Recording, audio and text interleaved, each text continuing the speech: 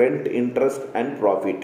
So income டேக்ஸுங்கிறது யாருக்கு இந்த இன்கம் டேக்ஸ் வந்து சூட் ஆகுனாக்கா, யார் யார் சம்பளம் வாங்குறாங்களோ, யார் யாருக்கு வருமானம் வருதோ பிஸ்னஸ் மூலமாக, இல்லை சம்பளம் வாங்குறாங்களோ, இல்லை டெய்லி வேஜஸ் தினக்கூலி வாங்குறாங்களோ, இல்லை ரெண்ட் மூலமாக வாடகை மூலமாக சம்பாதிக்கிறாங்களோ, இல்லை இன்ட்ரெஸ்ட் வட்டிக்கு விட்டு சம்பாதிக்கிறாங்களோ, இல்லை ப்ராஃபிட் பிஸ்னஸ் மேனுக்குலாம் ப்ராஃபிட் தான் இன்கம், இவங்க எல்லாமே பார்த்தீங்கன்னாக்கா இன்கம் டேக்ஸ் கட்டணும்.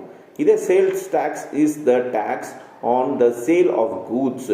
இதே சேல்ஸ் டேக்ஸ்னால் என்னன்னாக்கா, யாராவது ஒரு பொருளை விற்கிறாங்கனாக்கா, ஒரு கூட்ஸை சேல் பண்ணுறாங்கனாக்கா, அந்த செல் பண்ணதுக்கு உண்டான ஒரு சில பர்சன்டேஜ் டேக்ஸாக கட்டணும் கவர்மெண்ட்டுக்கு.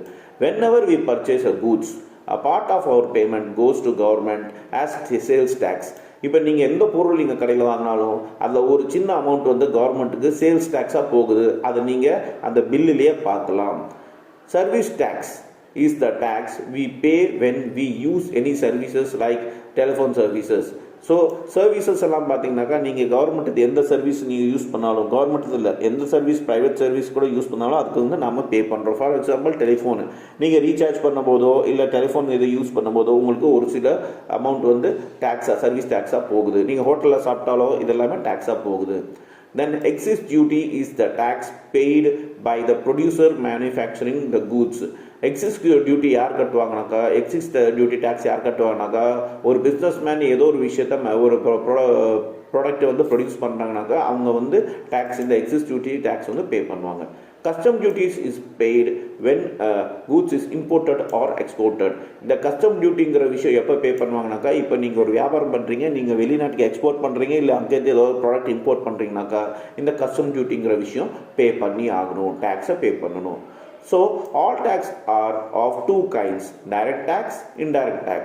ஸோ எல்லா டேக்ஸும் பார்த்தோன்னா ரெண்டு வகையில் இருக்குது. ஒன்று டைரக்ட் டேக்ஸாக இருக்குது, இன்னொரு இன்டைரக்ட் டேக்ஸாக இருக்குது. டைரக்ட் டேக்ஸ்னாக்கா டைரெக்டாக நம்ம டேக்ஸு அந்த பொருள் வாங்கும்போது கட்டுவோம். இல்லை இன்டைரக்ட் டேக்ஸ்னாக்கா நமக்கு தெரியாமல் இன்டைரக்டாக நம்ம அந்த பொருளுக்கு உண்டான இல்லை சர்வீஸ்க்கு உண்டான டேக்ஸை கட்டுவோம்.